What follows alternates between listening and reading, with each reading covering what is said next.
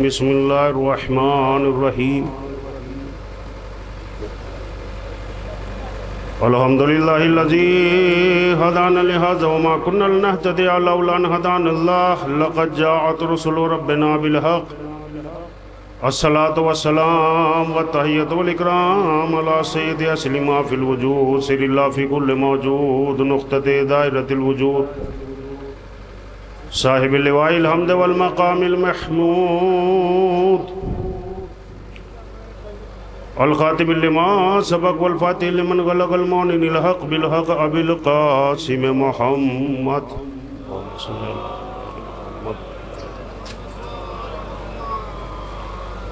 وعلى آل بيته الطيبين الطاهرين المعصومين المظلومين ولعنت اللہ علی اعدائہم اجمعین من یومنا ھذا الی قیام یوم الدین اما بعد فقد قال اللہ تعالی فی القرآن المجید والفرقان الحمید وقوله الحق وهو اصدق الصادقین بسم اللہ الرحمن الرحیم هل أتى على الإنسان حين من الدهر لم يكن شيئا مذكورا صلوات پر حضرت محمد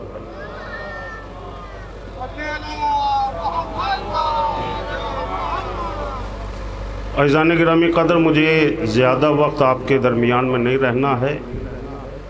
15 اور 20 منٹ کے درمیان میں تقریر کو تمام کر دینا۔ قبلہ آگے آ جائیے، تشریف لے آگے آ جائیے اور ایک باواز بلند ترین صلوات پڑھیں حضرت محمد و آل محمد۔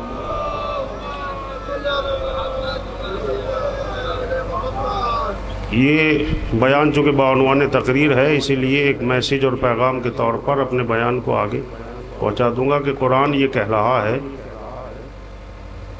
کہ ہمارے درمیان میں کوئی لمحہ ایسا نہیں گزرا کہ جس میں ہم نے اس حضرت انسان کو قابل ذکر نہ بنایا تھا۔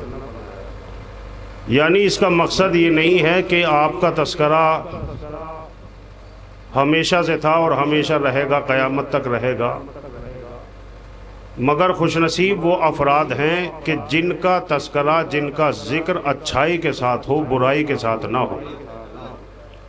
اس لیے کہ اگر آپ اچھائی کے ساتھ ذکر کو چاہتے ہیں تو پھر آپ کو اپنے کردار کو اچھائی کے ساتھ زمانے کے سامنے رکھنا ہوگا۔ یقیناً میں جب اس وقت میں اور اس جگہ پر پورا لمحات اور پوری زندگی ان ایام میں کیا بلکہ جو کچھ بھی زندگی ہم نے پائی ہے وہ وقف ہے ہماری امام حسین علیہ السلام کے لیے۔ اب چونکہ یہ انجمن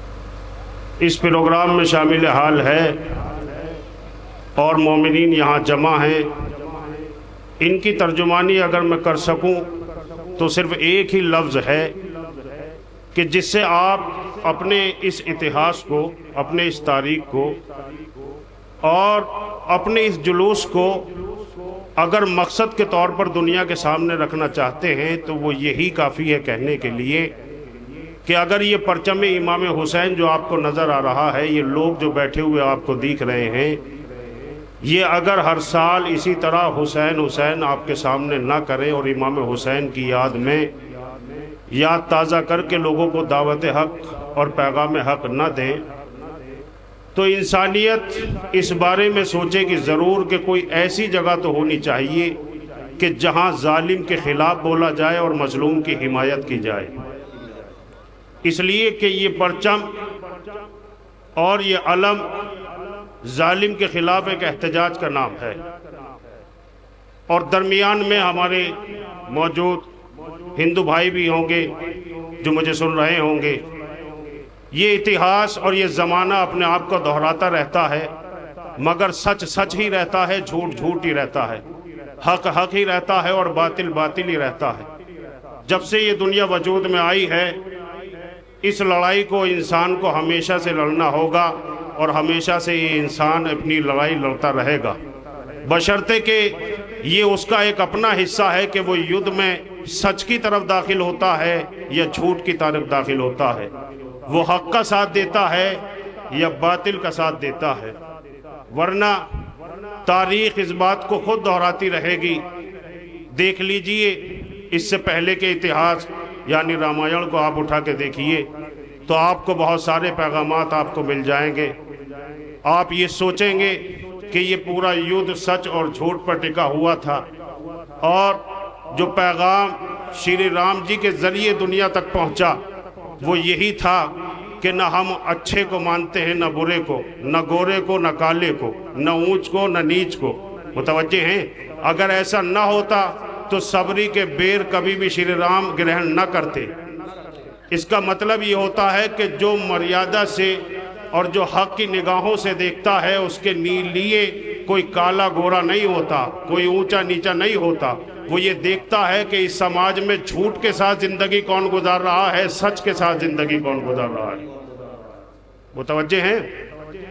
یہی اگر کربلا کے اتہاس کو آپ سمجھنا چاہ رہے ہیں تو کربلا ایک یدھ کے طور پر دکھا گیا ہے، تو آپ کو مہابھارت کے یدھ سے بھی ہو کر گزرنا ہوگا کہ جو سچ اور جھوٹ کی لڑائی تھی وہاں بھی ایک ہی شخص نے وجے دلائی تھی.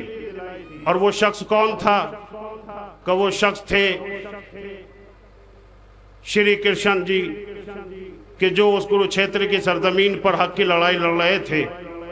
جب ارجن جیسے مہایودھا نے بھی اپنے ہتھیار ڈال دیے تو پھر خود سدرشن چکر کو اٹھا کر شری کرشن آگے بڑھے اور یہ کہنے لگے کہ مجھے کسی فوج کی ضرورت نہیں ہے، مجھے کسی لشکر کی ضرورت نہیں ہے. اگر مجھے دھرم کو ہی استھاپنا کرنی ہے اور دھرم کو وجے دلانی ہے تو میں اکیلا ہی کافی ہوں. یہ اتہاس کا ایک حصہ ہے. یہی وجہ ہے کہ انسان غلط فہمی میں نہ رہے. جو ایشور کی طرف سے آیا ہوا سچا نمائندہ ہوتا ہے اگر اس کا کوئی ساتھ بھی نہ دے تو وہ اکیلا ہی دھرم کے لیے کافی ہوتا ہے.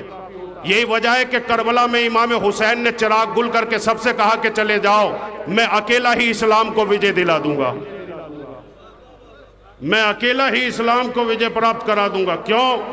اس لیے کہ جو حق اور سچ پر ہوتے ہیں وہ لشکر کے سہارے وجود نہیں لڑتے ہیں، وہ اپنی ذات کو آگے رکھ کے بتاتے ہیں کہ میدان سے پیچھے وہی رہتا ہے جو جھوٹا ہوتا ہے، یدھ بھومی میں وہی اترتا ہے جو خود میں سچا ہوتا ہے. بلند ترین صلوات پڑھے حضرت محمد و آل محمد.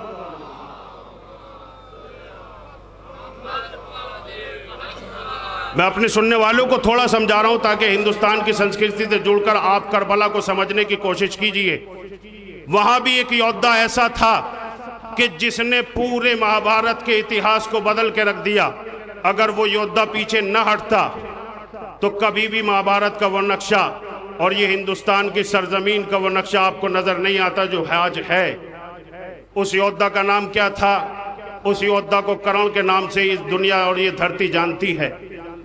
جب اس نے دیکھ لیا، یہ چونکہ ایک اتہاس کا حصہ ہے، اسی سے میں کربلا کو تھوڑا سا پیغام آپ کے سامنے رکھنا چاہتا ہوں کہ آپ کربلا کو اگر دیکھیں اور اتہاس میں ڈھونڈیں تو کس طرح سے پہچانیں گے. جب یہ دیکھ لیا کہ اس کے سامنے کسی کے اب بس چلنے والا نہیں ہے، اس لیے کہ اس کے ود کے بعد جب شری کرشن جی کرن کی تعریف کر رہے تھے تو ارجن من ہی من میں دکھ محسوس کر رہے تھے اور وہ یہ کہہ رہے تھے کہ آپ ہمیشہ اسی کی پرشنسا کرتے ہیں اور اسی کو آگے بڑھاوا دیتے ہیں. جبکہ آپ کو معلوم ہے کہ جب میں اپنے تیر چلاتا تھا، بان چلاتا تھا تو میرے ترکش سے چھوڑا ہوا ہر تیر کرن کے رتھ کو 10 قدم دوری پر لے جاتا تھا، اور جبکہ وہ بان چلاتا تھا تو میرا رتھ صرف 2 ہی پگ پیچھے ہٹتا تھا، 2 ہی قدم پیچھے ہٹتا تھا. تو میں اس سے زیادہ بہادر ہوا. مگر شری کرشن جی نے کہا نہیں، اس سنسار میں کوئی بھی یودھا کرن کے مقابلہ نہیں کر سکتا، اس لیے کہ جس رتھ پر ترلوکی ناتھ مجھ جیسا سارتھی بیٹھا ہو اس رتھ کو کوئی پگ بھر بھی پیچھے نہیں ہٹا سکتا. مگر اس کے تیر نے 2 قدم ہٹا کے بتا دیا کہ اس کی ٹکر کا کوئی یودھا نہیں ہے. کرن نے اپنا بلیدان خود دیا ہے دھرم کی خاطر. اس نے ادھرم پر رہ کر بھی دھرم کی استھاپنا کی ہے. اس نے جب دیکھا کہ دھرم وجے نہیں ہو سکتا تو میں نے اس سے گفتگو کی کہ تم ہماری طرف چلے آؤ. اس نے کہا یہ سمبھو نہیں ہے، کہ تمہارے اور ہمارے درمیان یہ ایک ہی لکیر ہے. اگر تم وہاں سے نکل کر ادھر آ جاؤ گے تو دھرم آسانی سے وجے ہو سکتا ہے۔ اس نے کہا نہیں، میں بلیدان دے دوں گا، مگر اپنے ادھرم پر رہتے ہوئے بھی مترتا کو بھی نبھاؤں گا اور دھرم کی وجے کو بھی آگے بڑھا دوں گا، اس کے لیے راستہ بھی کھول دوں گا۔ اس کا مطلب یہ ہے کہ یدھ میں دیکھا جاتا ہے، پہچانا جاتا ہے کہ سچ کا ساتھ دینے والے کتنے لوگ ہیں اور سچ کے لیے مدد کہاں کہاں سے پہنچ رہی ہے۔ اگر اسی نیتی کو آپ کو کربلا میں دیکھنا چاہتے ہو تو کربلا میں ایک یودھا ایسا بھی گزرا ہے جسے حر کہا جاتا ہے۔ عباس نے جب لکیر کھینچ دی تھی، اس کے بعد حر نے یہ فیصلہ کر لیا کہ میرے جاتے ہی یہ فیصلہ ہو جائے گا کہ صرف ادھرم پر رہتے ہوئے بھی اگر کوئی دھرم چاہتا ہے اور اسے سچ پتہ چل جائے تو اگر وہ سچ کے خیمے میں آ رہا ہے تو سچ کو سویکار کرنے والے لوگ اتہاس میں امر ہو جایا کرتے ہیں۔ آج جو آپ جناب حر کو یاد کرتے ہیں وہ اسی لیے یاد کرتے ہیں کہ وہ یزید کے خیمے سے نکل کر امام حسین کے خیمے میں آ گئے، اور یہی وجہ ہے کہ ہماری شب بیداری ہمیشہ، ہمارا جاگنا، ہمارا راتوں کو عبادت کرنا اور ہمارا نام امام حسین پر رات بھر جلوس ادا کی شکل میں عبادت میں رہنا، یہ دین ہے جناب حر کی کہ جناب حر نے کربلا میں رہتے ہوئے یہ پیغام دے دیا کہ حسین اس ذات کو کہا جاتا ہے کہ جس کے بارے میں اگر ایک رات بھی غور کر لیا جائے تو جہنم چھوٹ جاتا ہے، جنت ہاتھ آ جاتی ہے۔ بلند ترین صلوات پڑھیں حضرت محمد و آل محمد پر۔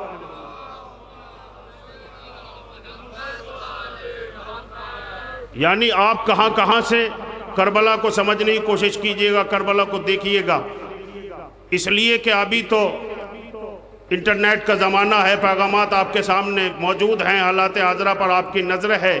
قرآن خود کہہ رہا ہے فَأَمَّا الْيَتِيمَ فَلَا تَقْهَرْ وَأَمَّا السَّائِلَ فَلَا تَنْهَرْ۔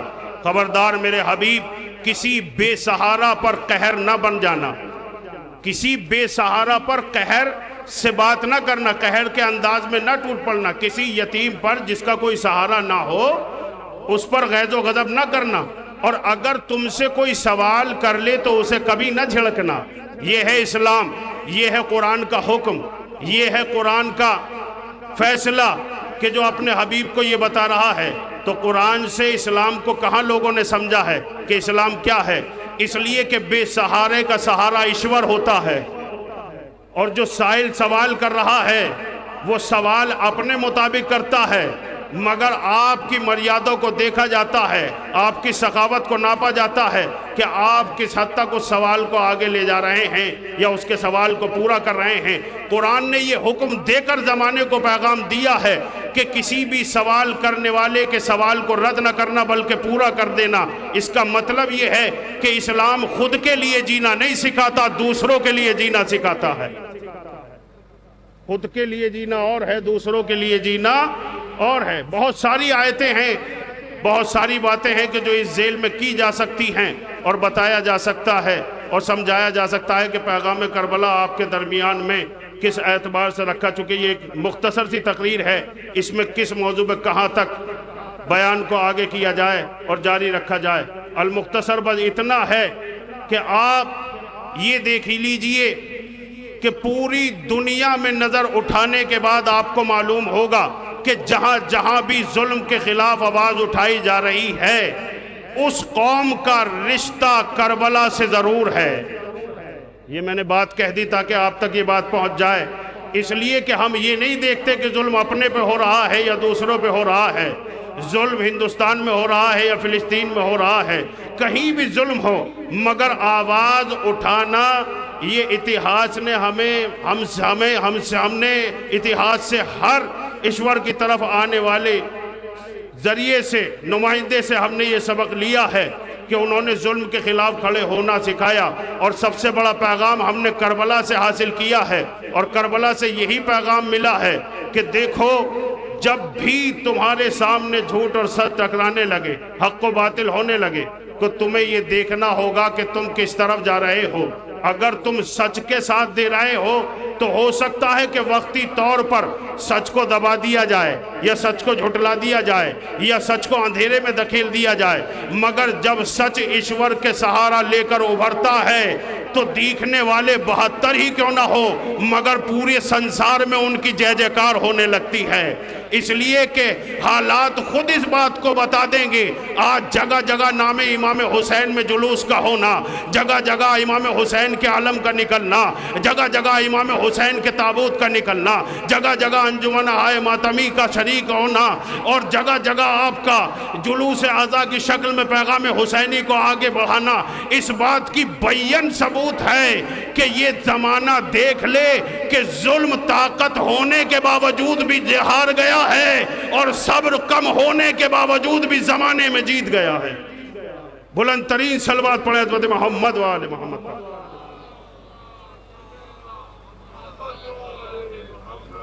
یہ الگ بات ہے کہ آپ اس پیغام کو جتنا بھی دیکھ لے چکے، ایک حالات حاضرہ کے تحت میں یہ بات کہنا چاہ رہا ہوں، جو ماحول اس وقت چل رہا ہے سوشل میڈیا کے ذریعے پر، ایسا نہیں ہے کہ آپ سب کو دکھائیں، وہی چیزیں ضروری سامنے نوجوانوں سے متوجہ ہو کے یہ بات کہنا چاہ رہا ہوں، وہی چیزیں سامنے رکھیں جو آپ کی خوبیاں ہیں، جو آپ کی خوبیاں ہیں، اس لیے کہ آپ امیر المومنین علی بن ابی طالب علیہ السلام فرماتے ہیں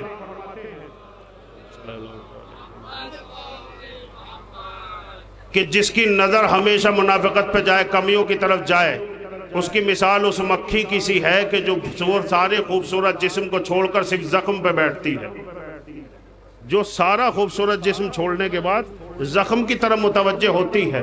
یہ الگ بات ہے کہ ہمیں سوچ سمجھ کے بولنا چاہیے کہ ہم کہاں بول رہے ہیں اور کیا بول رہے ہیں اور کس کے بارے میں بول رہے ہیں، چونکہ پیغام آگے تک جاتا ہے۔ ایک شعر ہے شاعر کا جس نے بہت خوب کہا ہے کہ کچھ لوگ اس لیے بھی دوسروں کے سہارے سے بلند ہونا چاہتے ہیں کیونکہ ان کا وجود خود کچھ نہیں ہوتا ہے، اس لیے دوسروں کے نام کا سہارا لیتے ہیں۔ بڑی آسانی سے مشہور کیا ہے خود کو، اس نے اپنے سے بڑے شخص کو گالی دی ہے۔ متوجہ ہیں؟ لہٰذا یہ امام حسین علیہ السلام کا دربار ہے کہ جہاں آپ یہ خوبصورتی دیکھیں گے، ابھی آپ نے ملاحظہ کیا ہوگا، یہ دیکھا ہوگا، جو لوگ واپس آئے ہیں ان کے لیے بھی دو باتیں کہنا چاہتا ہوں تاکہ تقریر اپنی آخری مرحلے میں داخل ہو جائے۔ یہ پوری میڈیا میں یہ ریکارڈ بنا ہے اور یہ قائم ہوا ہے کہ سرزمین نجف پر 1 گھنٹے کے اندر 40 سے 45 فلائٹیں اتری، 40 سے 45 فلائٹیں اتری، ایک دن میں 800 فلائٹوں کا آنکڑا جمع کیا گیا۔ یہ تعداد کس کی تھی صاحب؟ یہ تعداد وہ تعداد تھی کہ جو امام حسین کی زیارت کے لیے 40 کی طرف تشریف لے جا رہے تھے۔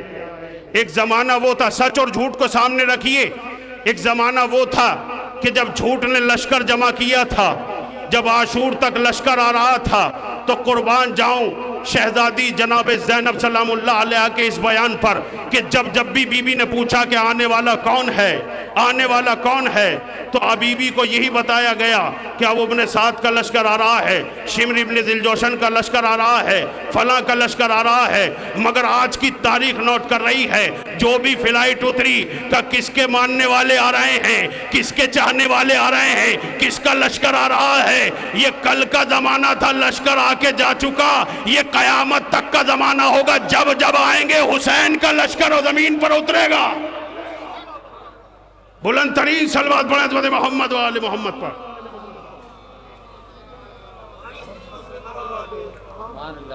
یہ کل کی تاریخ تھی صاحب۔ اس کا مطلب یہ ہے کہ سچ جب اپنے حقیقت پر آتا ہے تو پوری دنیا کو گرویدہ بنا لیتا ہے۔ یہ جملہ اس لیے میں کہہ رہا ہوں کہ اس میں تعداد صرف عزاداروں کی نہیں ہے، شیعوں کی نہیں ہے، ماننے والوں کی نہیں ہے، بلکہ جس کے دل میں بھی انسانیت ہے وہ ذریعہ امام حسین کی طرف بڑھ رہا ہے۔ جب ہم نے اور مذہب کے لوگوں سے پوچھا آپ کیوں آئے ہیں، کہ اپنے آپ کو کوئی ثابت کر ہی نہیں سکتا جب تک کہ وہ اپنا رشتہ حسین سے نہ بتائے۔ اس لیے کہ آج کی تاریخ میں انسانیت کے سب سے بڑے دیوتا کو حسین کہتے ہیں۔ بلند ترین صلوات پڑھیں حضرت محمد و آل محمد پر۔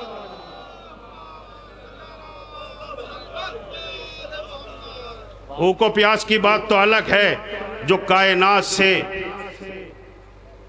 مشہور ہوئی جس کی بھوک، مشہور ہوئی جس کی پیاس، مگر کروڑوں جمع ہونے والوں میں کوئی ایسا نہیں ہے جو یہ کہہ دے کہ وہ بھوکا رہا ہو، کوئی ایسا نہیں ہے جو یہ کہہ دے کہ وہ پیاسا رہا ہو، اس لیے کہ اس کے دسترخوان نے بھی اگر شہرت پائی تو 80 کلومیٹر تک پھیل گیا، اس کے دسترخوان نے بھی اگر شہرت پائی تو 80 کلومیٹر۔ یہ کون ہے صاحب؟ کس کے بلبوتے پہ ہوا؟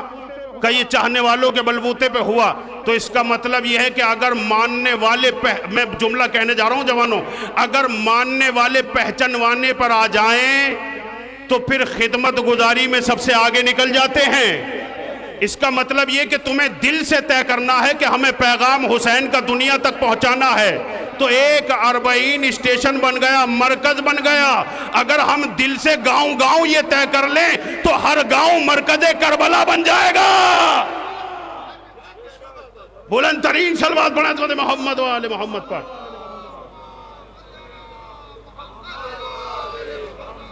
اس کا مطلب آپ کے طے کرنے سے ہی ہوا نا، آپ کے سوچنے سے ہی ہوا نا۔ بھائی اتحاد تو میں نے ابھی 2-4 جملے آپ کے سامنے پہلے ہی رکھے تھے کہ کوئی یدھ بھی اس وقت تک مکمل نہ ہو سکا جب تک کہ اس یدھ میں حصہ لینے والوں نے جھوٹ اور سچ کو پرکھ نہیں لیا۔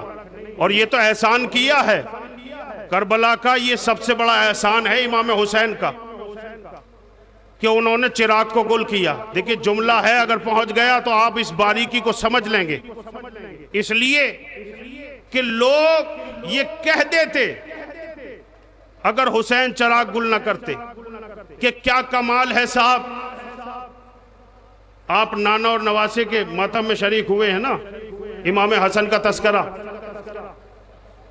حدیث پیغمبر بھی آپ کو معلوم ہے کہ رسول نے فرمایا حسین منی وانا من الحسین، میں حسین سے ہوں اور حسین مجھ سے ہیں۔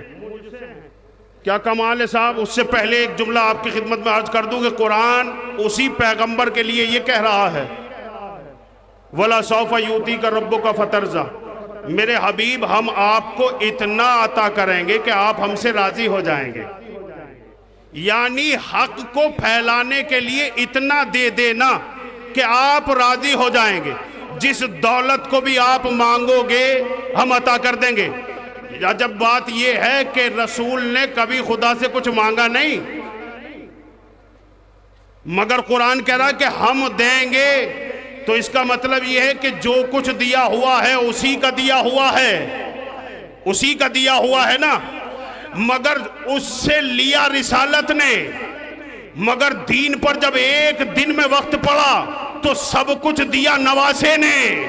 میں کیا عرض کر رہا ہوں آپ کے سامنے، ایک دن میں سب کچھ دیا ہے، لہذا دینے میں بھی وہی بات ہے، لینے میں بھی وہی بات ہے۔ جب حسین دے رہے تھے تب بھی قرآن کہہ رہا تھا یا ایتھا النفس المطمئنہ ارجعی الی ربک راضیۃ مرضیہ، ہم تجھ سے راضی ہو گئے تو ہم سے راضی ہو جا۔ بر رسالت اور امامت میں فرق ہی یہ ہے کہ رسالت کو دے کر راضی کرتا ہے، امامت سے لے کر راضی ہوتا ہے۔ امامت دینے کے لیے آئی ہے، یعنی امامت نے دین کے لیے دی۔ اب میں وہی جملہ جو آپ کے سامنے میں نے اس کے لیے اس جملے کو آپ کے سامنے رکھا ہے، اس مفہوم کو آپ کے سامنے پیش کیا ہے کہ اگر حسین ایسا نہ کرتے تو آنے والے مورخین لکھ دیتے اور یہ تاریخ میں جگہ پا جاتا یہ جملہ کہ صاحب اگر امام حسین نے دین کو بچایا ہے تو کون سا کمال کیا ہے۔ اس لیے کہ 72 کا سہارا لیا اور دین کو بچا لیا۔ مگر کربلا صاحب جوش میں نہیں ہوئی ہے، مکمل ہوش میں ہوئی ہے، حادثہ نہیں ہے، حقیقت ہے کربلا۔ امامت کا ایک ایک قدم رضائے الہی کی خاطر اٹھا ہے۔ اسی لیے حسین نے چراغ کو گل کرنے کے بعد سب سے کہا کہ چلے جاؤ۔ سب سے کیا کہہ رہے ہیں؟ عجیب بات ہے، اگر یہ یدھ ہی ہونے آیا تھا تو یدھ میں تو یودھاؤں کو جمع کیا جاتا ہے۔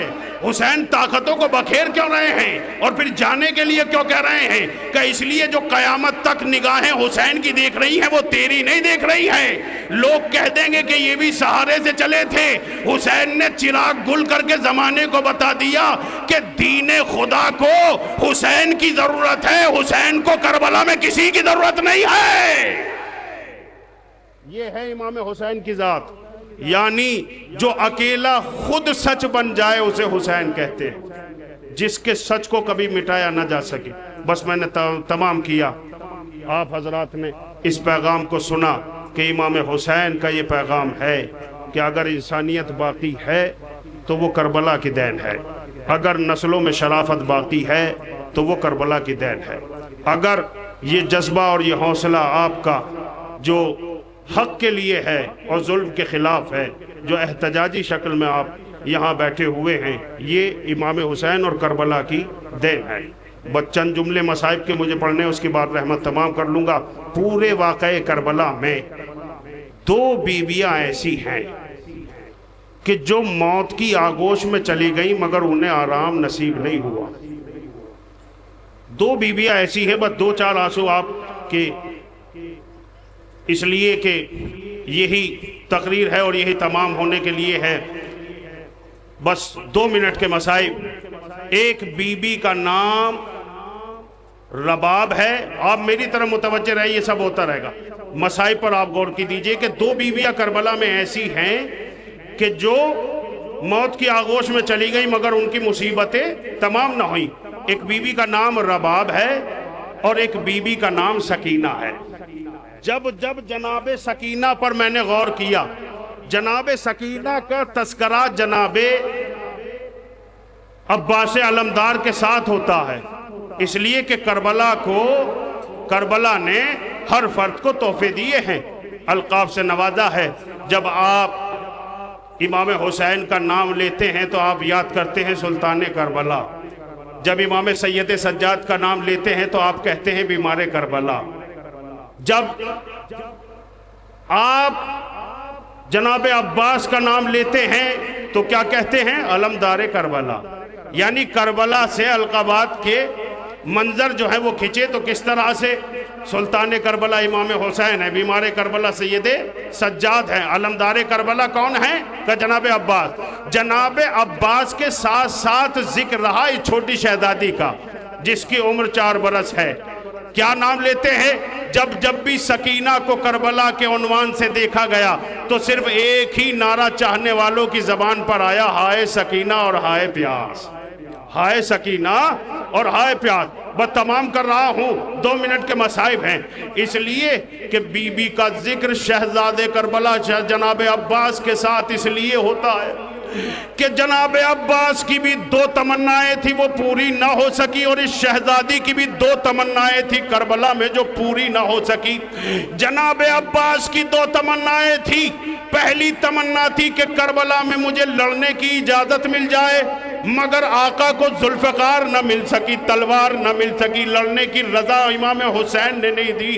اور دوسری تمنا جناب عباس کی تھی کہ یہ مشک کا پانی کسی طرح خیموں میں چلا جائے، مگر پانی خیموں میں نہ جا سکا۔ ہرملا کا ایک ایسا تیر لگا، ارے جس نے مشک کے پانی کو زمین پر بہا دیا۔ آپ گریہ کر رہے ہیں، جزاکم اجرکم علی الزہرا، خدا آپ کو کوئی غم نہ دے سوائے غم آل محمد کے۔ یہ 2 تمنائیں جناب عباس کی سامنے آئی۔ صاحب مصائب آل محمد لکھتے ہیں کہ اسی طرح بھتیجی کی بھی 2 تمنائیں ہیں جو پوری نہ ہو سکی۔ ایک تمنا سکینہ کی یہ تھی کہ بعد شہادت امام حسین کہیں بابا کا سینہ مل جائے، جو سکینہ کو نیند آ جائے، یہ بچی جی بھر کے شہادت حسین کے بعد نہ سو پائی۔ اور دوسری تمنا کیا تھی؟ دوسری تمنا یہ تھی کہ جب یہ اڑتے ہوئے پرندوں کو دیکھتی تھی تو پھوپھی سے کہتی تھی، پھوپھی اماں وطن جانے کا بہت دل کرتا ہے، ارے کیا میں بھی وطن جاؤں گی؟ مگر قسمت کے بعد دیکھیے کہ اس بچی کی لحد بھی قید خانے میں بن گئی۔ تمنائیں چچا کی پوری نہ ہو سکی، 2 تمنائیں سکینہ کی پوری نہ ہو سکی۔ جزاکم اجرکم علی الزہرا۔ اب ایک آخری بات اور رحمت تمام کر رہا ہوں۔ ارے جب قید شام میں رہائی کا سامان سب مہیا ہو گیا اور رہائی کی خبر عام ہو گئی، تبرکات عزیزان کربلا سامنے آنے لگے۔ تاریخ نے لکھا کہ سب کی ردائیں آنے کا واقعہ تاریخ بتاتی ہے۔ صاحب مصائب آل محمد لکھتے ہیں کہ جناب لیلا کی چادر آئی، جناب لیلا نے اوڑھ لی۔